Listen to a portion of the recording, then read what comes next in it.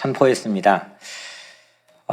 이제 어제 토요일로 모든 빌립보서 마지막까지 마무리는 했는데 중간에 한 토막, 편지 한 토막인 오늘 본문을 건너뛰었었습니다. 그리고 오늘 하나님께서는 이 본문을 우리가 함께 나누도록 인도해 주셨습니다. 바울 하면은 정말 셀 수 없는 많은 명언들을, 성경 구절들을 우리에게 남겨주었죠. 그러니까 힘이 되고 용기가 되고 또 때로는 위로가 되는 그런 삶의 길에 아주 중요한 이정표가 되는 그런 말씀들을 남겨주셨습니다. 그 중에 여러분들은 어떤 말씀이 가장 인상 깊게 여러분들의 마음속에 남아 있습니까?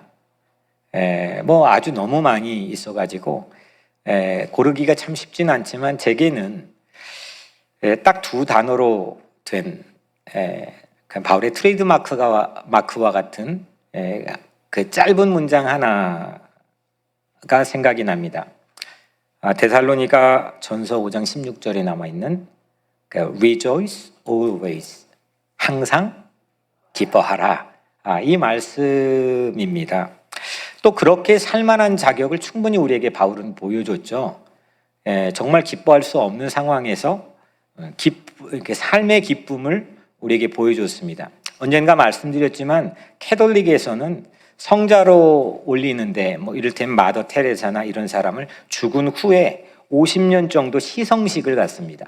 이 사람이 정말 성자로 자격이 있는지 수 없는 퀄리파이 테스트를 갖는데 첫 번째 질문, 그 죽은 사람에 대한 첫 번째, 이 사람이 성자로 세인트로 쓸 자격인 첫 번째 질문이 뭐냐? 실제 그 사람의 삶에서 기쁨의 증거가 있느냐? 이게 약간 모호하겠지만 그거를 이잡듯이 찾아냅니다. 그래서 실제 정말 이 사람의 사역과 신앙 안에, 삶 안에서 정말 기뻐하는 마음으로 한 증거, 에비던스가 과연 있느냐? 이게 관문을 통과해야 되는 첫 번째 시성식의 퀘션입니다. 그런데 우리가 가장 이 항상 기뻐하라, 여러분들 이게 쉽습니까? 그냥 좋아하시죠, 이 말씀이. 근데 정말 따르기 어렵고 좀 심하게 말하면 불가능하지 않을까요?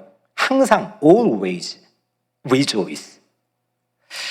저는 그렇게 생각합니다. 이게 불가능하게까지 여겨지는 명령, 그런데 항상 기뻐하라 이렇게 했습니다. 그러면서 우리 마음속에 감추고는 있지만 좀 혹시 솔직히 이런 마음 드신 적 없으십니까? 기뻐하는 거에 반대급부인 염려, 근심, 불안 갖게 되잖아요. 근데 하나님께서는 명령을 했단 말이에요. 항상 기뻐하라. 이게 죄가 아닐까? 근심하는 게 이게 하나님 앞에 죄 짓는 거 아닐까? 이런 생각 해본 적 없습니까? 우리는 주님께 기도하면서 확실히 맡겼는데 가만히 우리의 삶을 보면 근심하지 않습니까? 왜 근심할까? 실제는 왜 우리는 불안해할까? 이런 질문을 가지고 오늘 말씀을 시작하려고 합니다. 예수님께서는 근심하지 말라 했을까요? 근심하라 했습니까? 근심하지 말라 했죠. 언뜻 생각나는 말씀이 요한복음 14장 1절 말씀이죠. 너희는 근심하지 말라 이렇게 말씀했습니다. 또 누가복음 12장 29절 말씀에서도 너희는 무엇을 먹을까? 무엇을 마실까? 구하지 말며 근심하지 말라 이렇게 말씀했습니다. 또 요한복음 14장 27절 말씀에서도 내가 너에게 주는 것은 세상이 주는 것과 같지 아니하니라. 너희는 마음에 근심하지 말고. 근심하고가 아니라 근심하지 말고입니다. 근심하면 우선은 우리 안에 동력이 떨어집니다.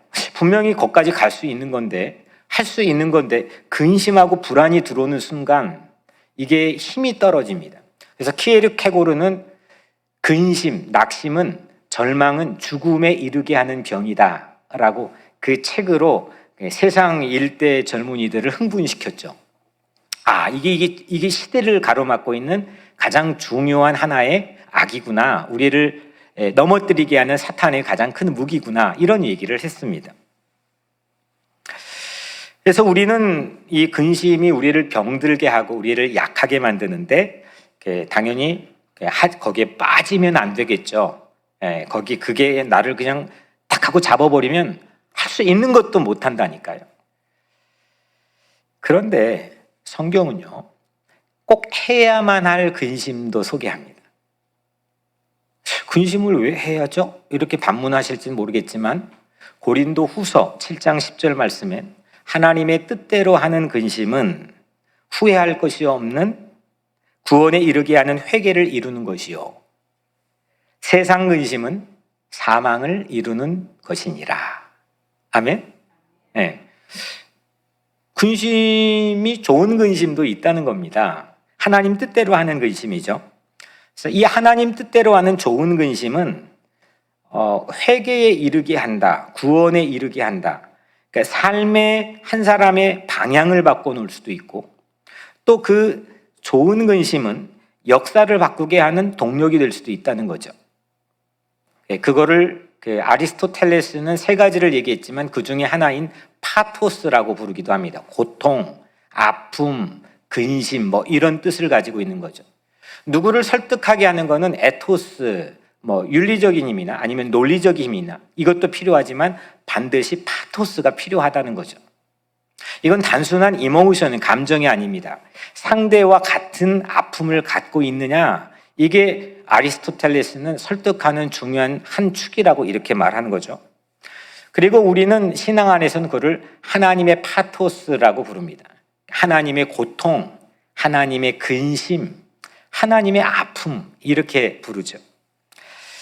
하나님은 그러면 근심해 본 적이 있으실까요? 없으실까요? 그래요? 언제 있을까요? 많이 있어요. 네. 성경에 가장 먼저 나오는 하나님의 근심이 있습니다. 창세기 6장 6절 말씀인데요. 노아 방주를 만들기 직전에 하나님이 세상을 보면서 이렇게 진단했습니다. 땅 위에 사람 지으셨음을 한탄하사 마음에 근심하시고. 하나님이 근심했습니다. 1.1획에 조금도 실수가 없으신 하나님이시고 전지전능하시고 무소부재하시다는 하나님인데, 아니 하나님이 인간처럼 근심하는 모습을 보였습니다. 이거는 지난 2000년, 한 3000년 동안 유대교와 기독교 안에서 가장 중요한 질문이기도 합니다. 신학적인 질문이기도 합니다.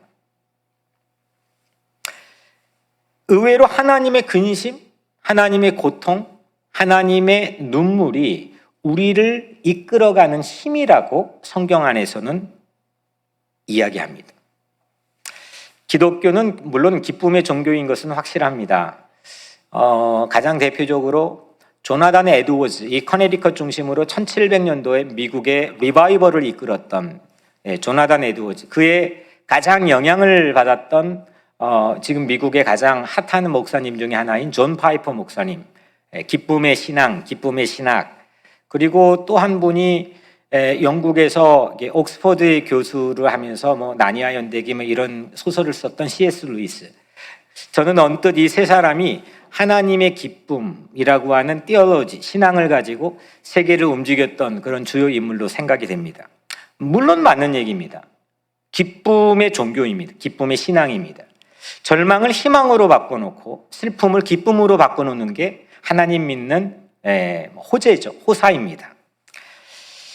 그런데 긍정적인 이걸 잘못 이해하면 하고 그냥 웃고 좋아하고 이 긍정적인 사고방식으로만 유지되는 심리적인 그런 싸구려 종교로 전락해버릴 수도 있는데, 이게 오늘날 미국의 현대 교회들이라고 전문가들이 다발적으로 진단하고 있습니다. 저쪽 남부 쪽에 저랑 성이 좀 비슷하죠. 조 아무개 목사님, 조엘 오스틴, 그 목사님의 긍정적인 사고방식. 근데 허리케인이 그 옆 동네, 그 동네에서 불었는데 교회 클로즈 해버렸잖아요, 몇 년 전에. 그 다음부터는 그 보이스의 파워가 확 하고 꺼져버렸습니다. 누군가의 마음을 아파하지 못하고 피난처를 제공하지 못한 교회, 아무리 몇만 명이 모이는 교회지만 미국에서의 헤비했던 보이스 파워는 사라져버렸습니다. 이게 그냥 그 사람이 세계를 향했다 한동안 한국도 떠들썩하게 했던 파지티브 띵킹, 이게 그냥 긍정적으로 생각하면 이게 너무 맞는 얘기인데 그건 세상에서도 할 수 있는 얘기라니까요. 세상에서도 얼마든지 할 수 있는 얘기고, 지난 이 18세기부터 계몽주의 시대에 이어져 왔던 심리학의 본연의 이야기가 그 얘기이기도 합니다. 그래서 성경이 말하고 있는, 신앙이 말하고 있는 기쁨이 과연 무엇이냐? 항상 기뻐하라고 하는 게 과연 어떤 정체인가? 이건 우리는 진지하게 물어봐야 됩니다. 분명한 거는 오늘 성경 안에 잠깐 서론에서 살펴봤던 것처럼 해야 할 근심이 있다는 겁니다. 하나님의 뜻대로 하는 근심이 있다는 겁니다. 하나님의 아픔이 있다는 겁니다. 그리고 감당해야 될, 우리가 하나님의 자녀로 살면서 감당해야 될 고통도 있다는 겁니다. 오늘 세 가지로 여러분들 같이 말씀 안에 은혜를 나누려고 합니다. 첫 번째는 좋은 근심은 복입니다. 한번 따라해 볼까요? 좋은 근심은 복입니다. 좋은 근심은 복입니다.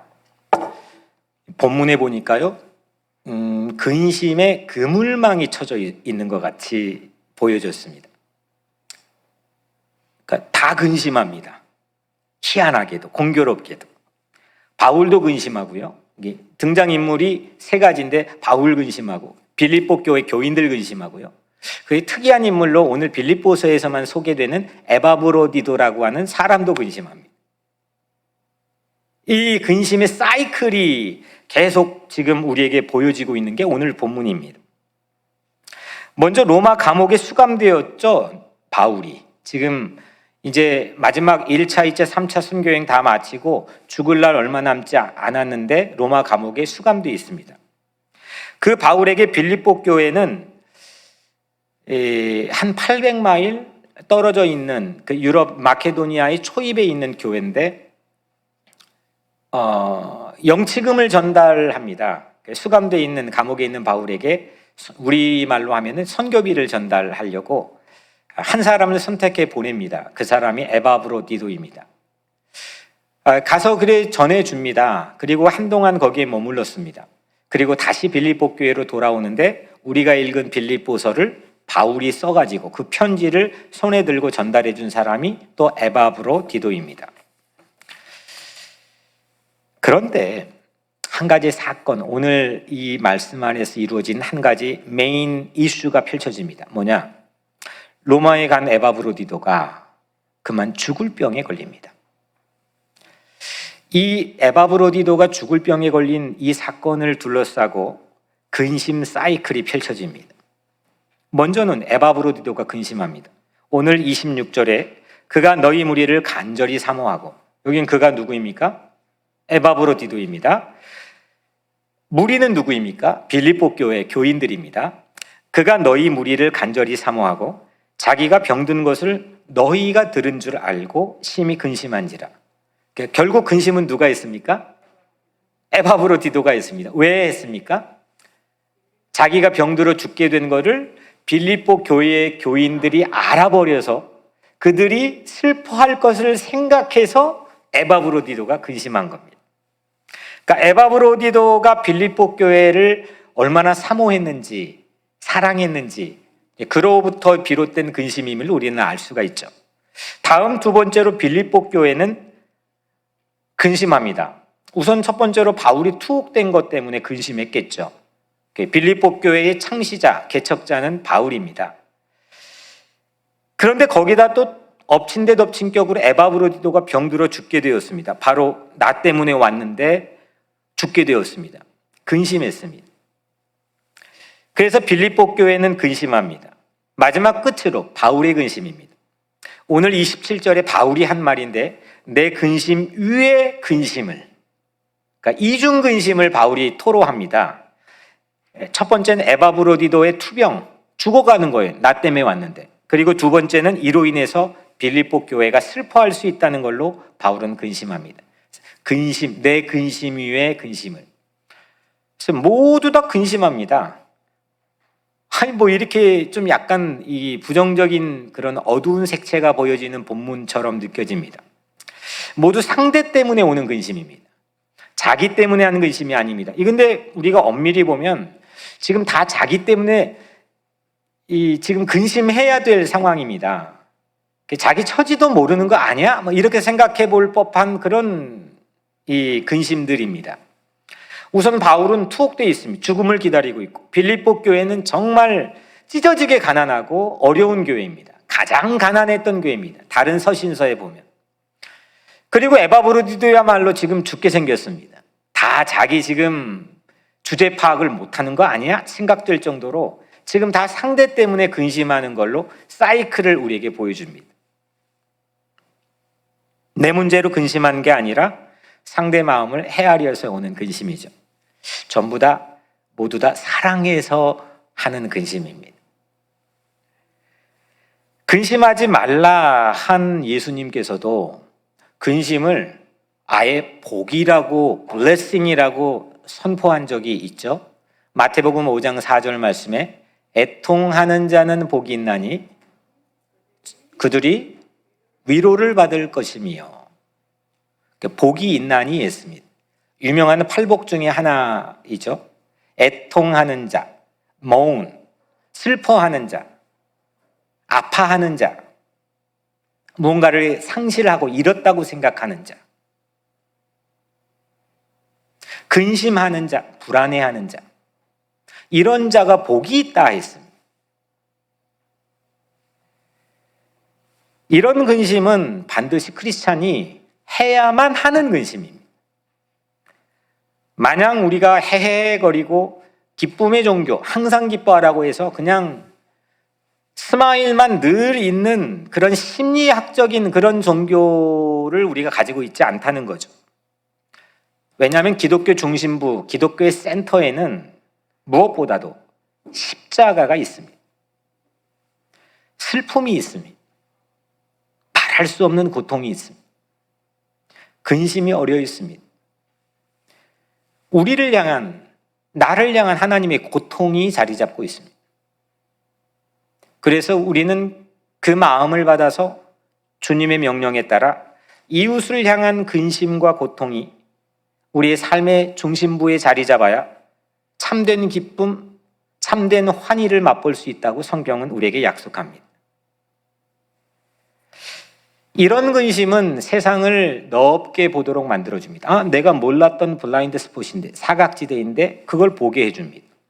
이 역사를 환하게 펼쳐 새 역사의 장을 보게 만들어줍니다. 그리고 참된 위로와 희망도 내가 누군가와 나눌 수 있는 동력을 이 근심은 얻게 해줍니다. 제 인생에 이런 근심이 몇 가지가 있는데 그 중에 하나 그런 근심이 있었습니다. 41년 전 1980년 5월 광주를 향한 근심이었습니다. 당시 1980년, 전 이제 한신대학교 신학과 출신인데, 당시 한신대 신학과, 그러니까 80년, 저는 본 적이 없습니다. 사진을 통해서만 봤지. 신학과 2학년, 그러니까 21살 청년이었던, 신학생이었던 유동운이라고 하는 선배님입니다. 그분의 아버님은 광주에서 목회를 하셨는데 서울에서 학교를 다니다가 휴교령이 내려져서 광주의 소식을 듣고 안 내려가야 되는데 아버지가 목회하는 광주의 집으로 내려갑니다. 그리고 5.18 광주 민주화운동의 마지막 날인 5월 27일 날 주변에 만류를 한사코 뿌리치고 나는 하나님에 대한 신앙으로 광주의 도청을 향해 가야 된다라고 이야기하면서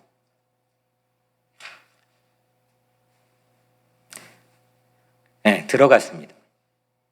그리고 계엄군총에 그날 죽었습니다. 한국에서 맨 처음 5.18 광주 민주화운동의 기념비가 한신대에 세워졌습니다. 엄혹한 전두환 정권의 시절에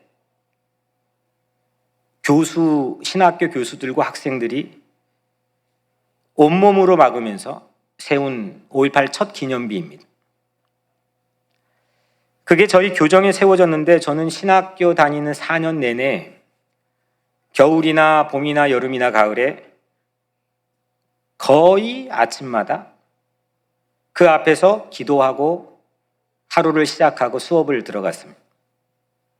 지금도 제 사무실 책상에는 이미 지나가 버린 달력인데 그 달력에 붙어 있는 그 유동훈 선배님의 기념비 사진이 제 책상에 놓여 있습니다.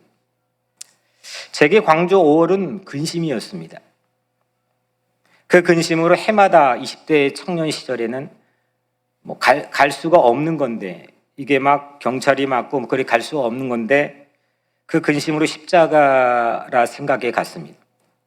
보통 대학생 때는 다 그렇게 한 번씩은 해봅니다. 근데 여전히 30년째가 지나가는데도 저는 변함없이 그 근심이 제 마음 센터에 자리 잡고 있습니다. 에이, 너 한때 하겠지 생각했지만 전 제 마음속의 성지가 여전히 광주의 망월동이었습니다. 그 근심으로 십자가가 그냥 추상적이고 피상적이지 않고 십자가에 달린 예수가 어떤 건지를 조금이나마 제가 알 수 있는 두 번째 제 인생의 기회였습니다. 그 근심을 통해 성경을 새롭게 읽기 시작했고, 그 근심으로 하나님의 고통과 하나님의 근심을 다시 이해하기 시작했습니다. 그 근심으로 저는 세상과 역사를 다시 보게 되었고, 제게 일어난 몇 가지 예수 사건 중에 빼놓을 수 없는 예수 사건은 광주 5월이었습니다. 지금도 마찬가지입니다. 불의에 맞서 죽어간 사람들을 향한 아픔, 그걸 가볍게 여겨버리고 저는 목회할 수가 없습니다. 물론 비단 광주의 5월뿐만 아니라 전 세계 우리 주변의 도처에서는 그런 일들이 늘 비일비재하게 일어납니다. 하지만 예수를 만나게 된 중요한 사건들, 하나님의 근심, 하나님의 뜻대로 하는 근심, 그 근심이 저를 새롭게 했습니다. 지금도 제 안에 욕망이 있겠죠. 이기적인 마음도 저도 모르게 있겠죠. 본능처럼 나올 때도 있겠죠. 하지만 그래도 하나님 앞에서 그게 있다면 발견하고 성찰할 줄 아는 힘을, 욕망에서 벗어나게 하는 힘을 바로 그 예수 사건에서 저는 배우게 되었습니다. 그리고 타인의 삶을 같이 아파하면서 그 삶을 리딩할 수 있도록 도와줬던 저의 참고서는 광주의 5월이었습니다.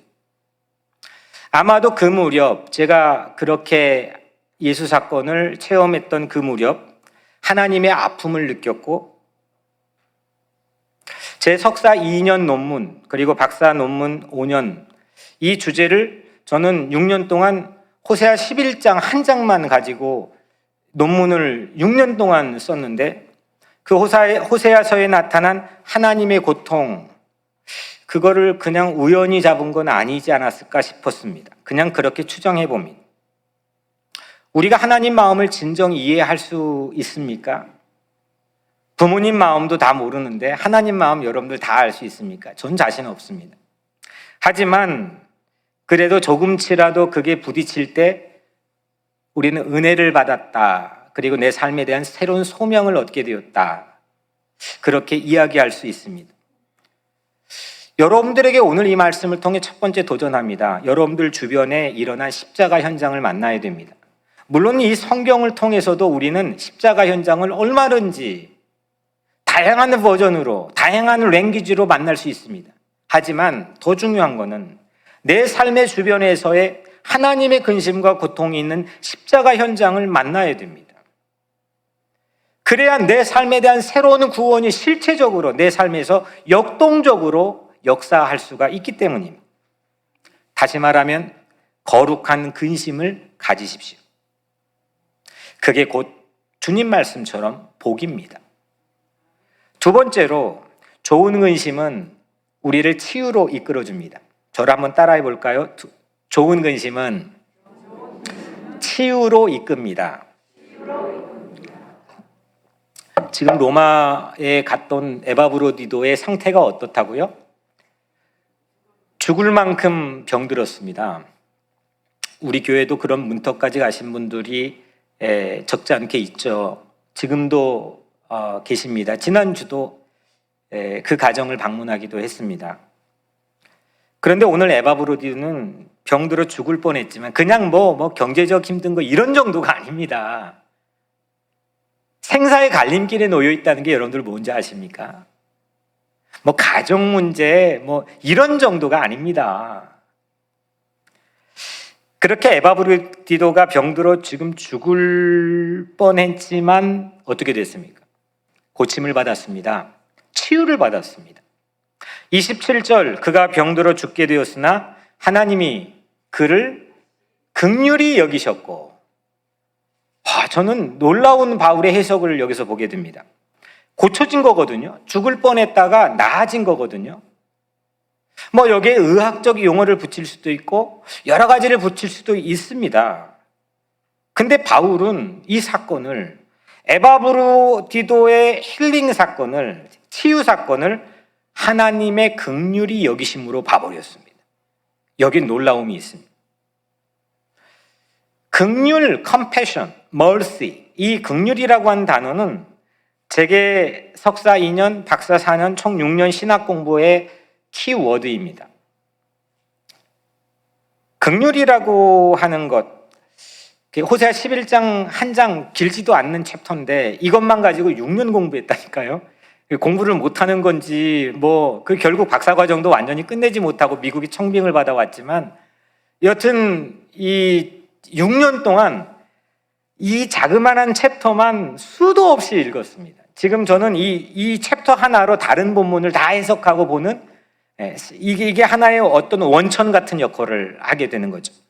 그 중에서 키워드 딱 한 단어가 뭐냐, 6년 동안 붙들었던 키워드가 긍휼입니다. 긍휼은 저를 통해서 목양이 가능하게 하고, 그리고 제 삶이 가능하게 하고, 역사를 보는 새로운 안경을 갖게 만든 그런 스페셜한 단어입니다. 호세아 11장 8절입니다. 내 마음이, 하나님이 하신 말씀, 내 마음이 내 속에서 돌이키어 나의 긍휼이 온전히 불붙듯 하도다. 유니온 신학교의 1950년, 60년도에 세계를 풍미했던 여성 구약 성서학자가 있는데, 필립 스트리블이라고 하는, 저는 이 구약을 전공하게 된 계기가 이제 그분 때문인데, 그 트리블 교수가 이 긍휼이라고 한 단어를 놀랍게 새롭게 해석했습니다. 긍휼은 히브리어로 레햄입니다.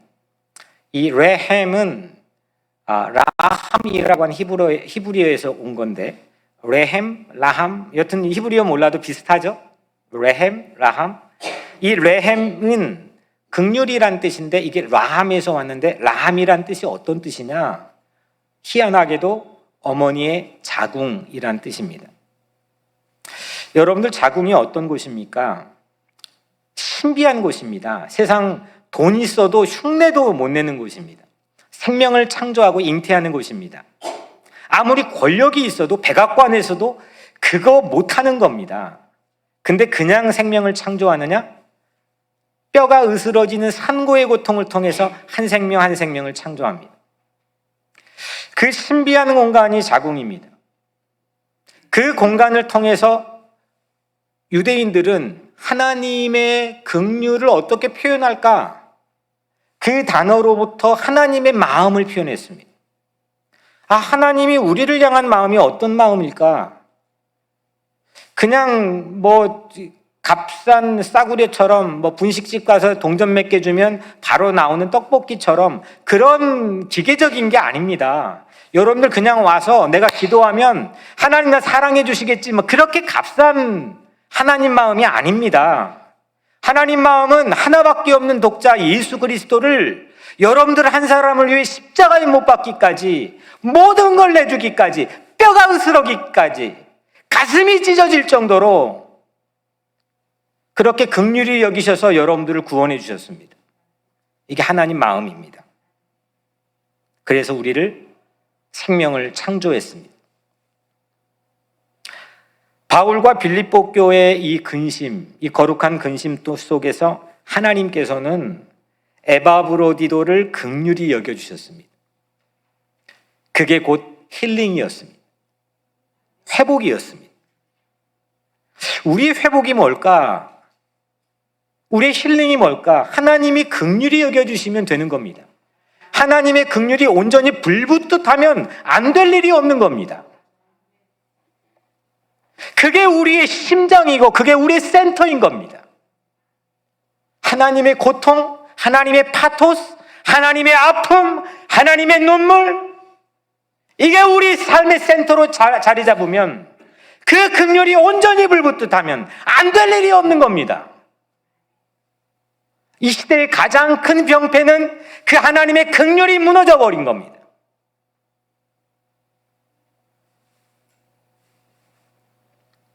저는 뉴욕 우리 교회 안에 아픈 성도님들이 오늘 하나님의 긍휼이 여기심을 받기를 간절히 기도합니다.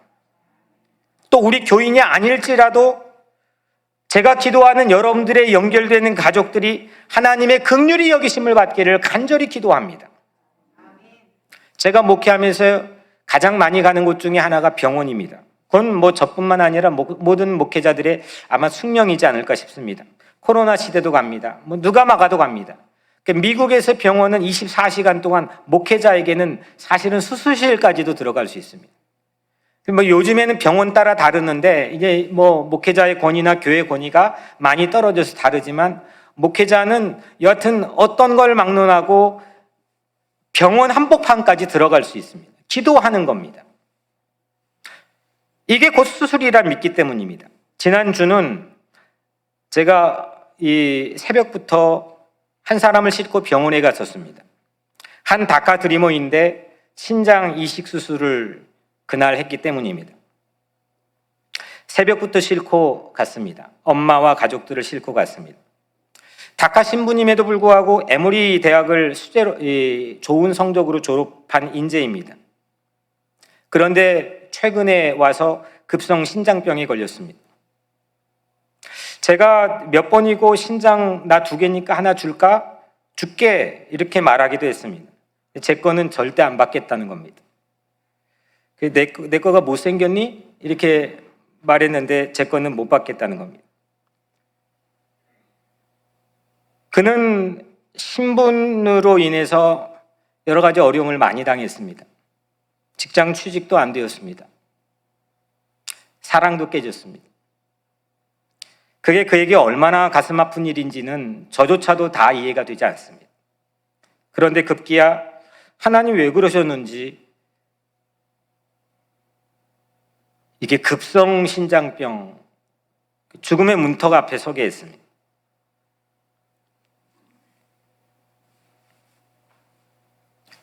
그런데 다행히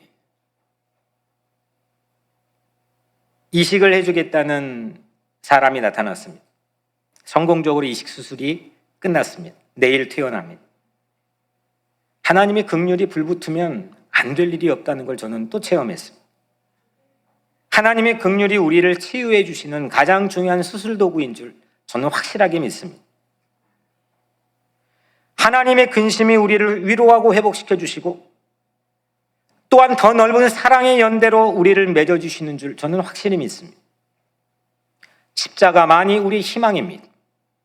십자가의 그 으스러지는 예수 그리스도의 고통은 우리를 향한 하나님의 거룩한 근심이고 거기에서 참다운 부활의 환희가 이루어지는 겁니다. 바울 근심 많이 했습니다. 바울 고린도 후서 같은 거 보면 자기를 향해 재정 문제로 말도 안 되는 덮어씌우기를 하니까 막 거기 항변합니다. 막 화도 냅니다. 근심 많이 했습니다. 그도 연약한 사람이었습니다. 하지만 그는 항상 기뻐하라고 우리에게 자신 있게 말했습니다. 하나님의 파토스를 마음에 가졌기 때문입니다. 오늘 사랑하는 모든 예배자들, 에바브로디도에게 임했던 긍휼의 치유가 우리 모두에게 임하게 되기를 주님의 이름으로 간절히 축원합니다. 마지막 3번째입니다. 좋은 근심은 다시 보는 소망을 줍니다. 한번 따라해 볼까요? 좋은 근심은 다시 보는 소망을 줍니다. 여러분들 바울이 지금 어디에 있다고요? 감옥에 있습니다. 감옥에 친구들하고 놉니까? 거기 고통받고 있고 고립돼 있습니다. 옆에 사람이 없습니다. 영치금도 넣어주고 와서 면회도 해주고 암호로 서로 간에 전달하면서 긴밀한 뜻을 전달할 그런 사람이 누구보다도 필요한 사람 바울입니다. 우리도 여러분들도 코로나 시대에 방에 갇혀보고 다 답답하고 이런 상황에 외로워져 본 적 그 어떤 시대보다도 우리는 그렇게 살고 있죠. 근데 그 정도가 아닙니다. 바울은 지금 죽음의 문턱 앞에서 누구보다도 함께 해줄 사람, 도와줄 사람 필요합니다. 그런데요, 바울은 오늘 보내는 마음을 우리에게 보여줍니다. 자긴 필요한데 기꺼이 보내는 마음을 보여줍니다. 25절, 오늘 첫 절입니다. 그러나 에바브로디도를 너희에게 보내는 것이 필요한 줄로 생각하노니, 그냥 야 너희들 필요하니까 보낸 이런 마음이 아닙니다. 지금 나에게 절대적으로 필요한 건데, 그 다음 볼까요? 그는 나의 형제요, 함께 수고하고 함께 군사된 자요, 너희 사자로 내가 쓸 것을 돕는 자라. 나에게 절대적으로 필요한 사람인데, 나에게 정말 입에 넣어도 아프지 않을 좋은 친구고 좋은 벗인데, 동역자인데, 근데 기꺼이 보낸다는 겁니다. 형제 같고 함께 수고하고 함께 험한 일도 최전방에서 군사처럼 같이 감당할 사람이고, 빌립보 교회가 메신저로 나의 쓸 것을 지금 돕도록 보낸 이 에바브로디도를 바울은 빌립보 교회에 다시 보냅니다. 보낸 이유를 밝힙니다. 28절에 그러므로 내가 더욱 급히 그를 보낸 것은 너희로 그를 다시 보고 기뻐하게 하며 내 근심도 덜려 함이니라. 오늘 설교 제목처럼 다시 보고입니다. 강건해지고 기운찬, 회복되고 긍휼히 여김을 받아 고침받은 에바브로디도를 빌립보에서 빌립보 교인들이 다시 볼 때 얼마나 기뻐하고 안심할 것인지를 바울은 알기 때문입니다. 이 재회가, 이 빌립보 교회 교인들과 에바브로디도의 재회가 바울의 거룩한 근심을 덜어내는 것이라고 표현했습니다. 다시 봐야 할 사람을 다시 보게 되는 것은 가장 감동의 순간입니다. 문학이나 예술이나 이런 것도 보면은 그리워했던 사람, 갈등했던 사람, 사랑했던 사람, 이게 다시 보게 되는 장면, 이게 가장 사람들에게 뻔할 뻔짜의 엔딩인데도 감동을 줍니다. 저는 어릴 때 가장 큰 소망이 아직 이루어지지도 않았지만 아버지가 돌아오는 거였습니다. 3월 1일 아버지 생일만 되면은 동생들하고 고아원에서 함께 생일 노래 불렀습니다. 어디 계신지는 모르지만 그쪽을 향해 20대 초반까지도 절을 했습니다. 어서 돌아오는 제 삶의 18번이었습니다. 찬양이. 다시 봤으면, 그날이 내게 왔으면. 이건 저에게는 살아가는 삶에 대한 중요한 동력이 되기도 했습니다. 그리운 사람을 진정성 있게 다시 보는 것은 어떤 울림보다 큰 울림을 우리에게 제공해 줍니다. 그런데 엄밀히 말해서 우리의 최종 결말은 오늘 말씀의 제목인 다시 보고입니다. 헤어졌던 사이가 다시 보고, 이해하지 못했던 사이가 다시 보고, 그리워했던 사이가 다시 보고, 갈등했던 사이가 다시 보고, 사별했던 사이가 다시 보고, 이게 우리의 인생의 가장 최종적인 결말입니다. 임종 예배를 드리는 순간 거의 대부분 사람들의 마지막 삶의 순간에 이야기하는 게 누구 보고 싶다는 것. 기독교의 최종 소망을 성경은 무엇이라고 말합니까? 다시 오실 예수님을 다시 보는 것입니다. 다시 재회함은 우리 각자의 모든 인생에 끊을 수 없는 소망입니다. 코로나의 종말, 그건 다시 보는 거 아니겠습니까? 우리 교회야 정말 하나님 지켜주셔서 코로나 이 엄혹한 시절에도 여튼 끈질기게 이 예배 공동체를 여러분들 지켜오셨지만, 코로나가 완전히 종식되는 팬데믹의 종식은 결국 일상의 복귀인데 그건 다시 보는 겁니다. 작년 이맘때만 해도 우리는 다시 볼 수 없었습니다. 저는 새벽 올 때 차가 낮에도 한 대도 없었습니다.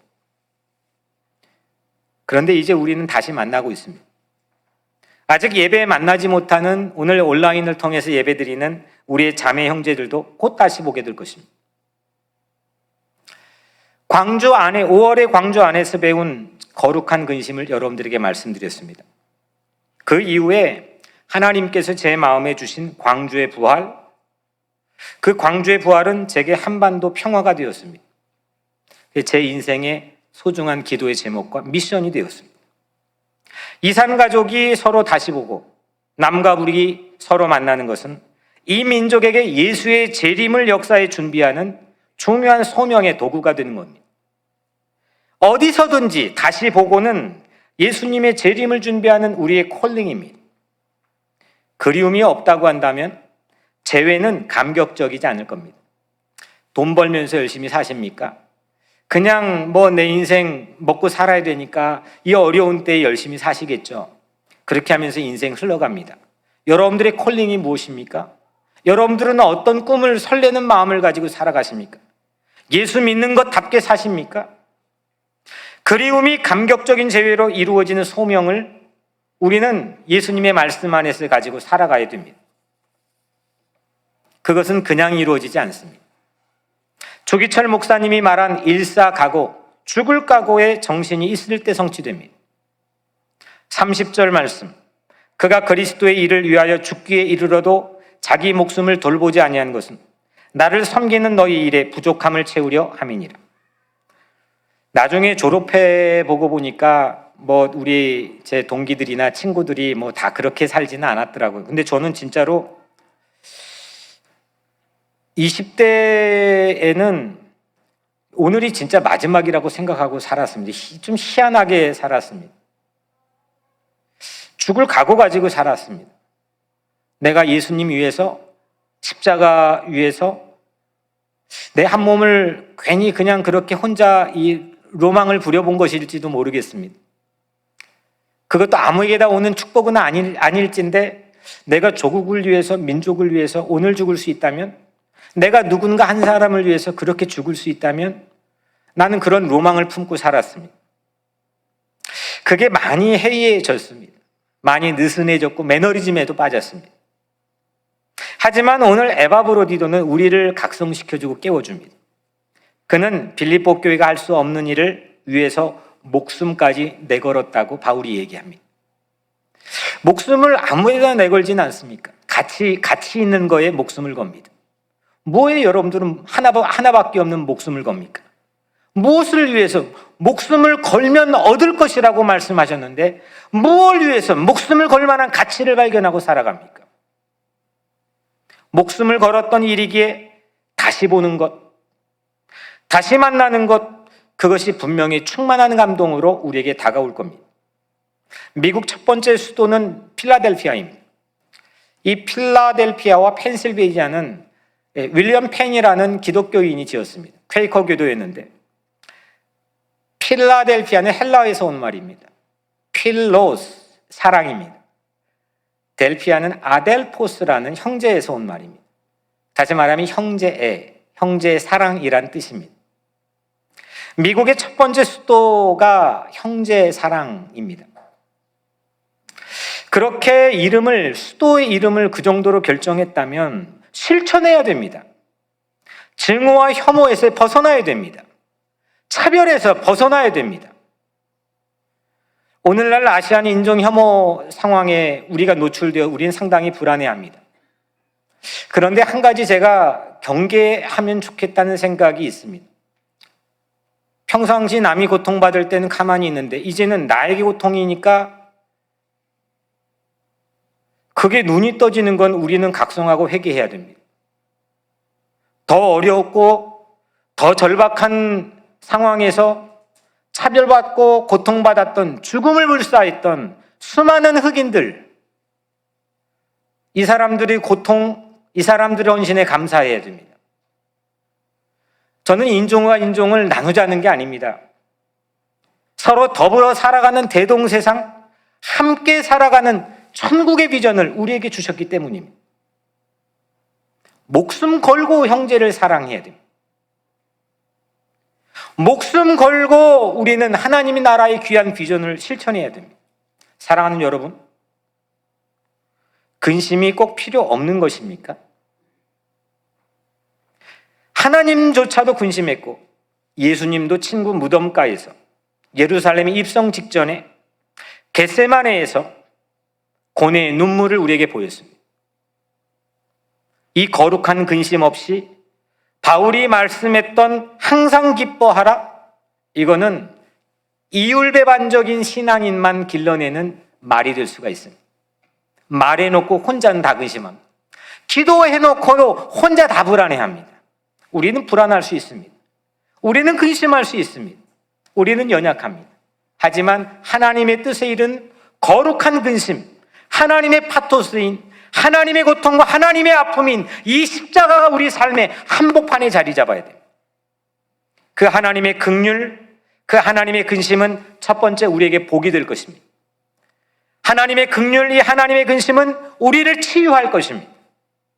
하나님의 근심, 하나님의 고통이 우리를 다시 보게 하는 소망과 꿈으로 우리를 인도할 줄로 믿습니다. 기도하겠습니다. 은혜로우신 아버지 하나님, 오늘 우리를 깨닫게 하여 주옵소서. 매너리즘에 빠져 있는 우리를, 잘난 척하고 교만한 우리를 하나님의 파토스인 하나님의 근심으로 우리를 올바른 길로 세워 주시옵소서. 하나님의 뜻에 이르게 하는 근심이 곧 복임을 깨닫게 하시고 남의 아픔에 함께 아파하고 울어줄 수 있는 그런 신앙 공동체가 되게 하시며 그 하나님의 뜻에 이르게 하는 근심이 우리를 치유하게 하는 하나님의 선물임을 체험하게 하시며 그 하나님의 근심이 다시 보게 하는 길이 됨을 우리 모두가 알게 하여 주옵소서. 예수 그리스도 이름으로 간절히 기도드리옵나이다. 아멘.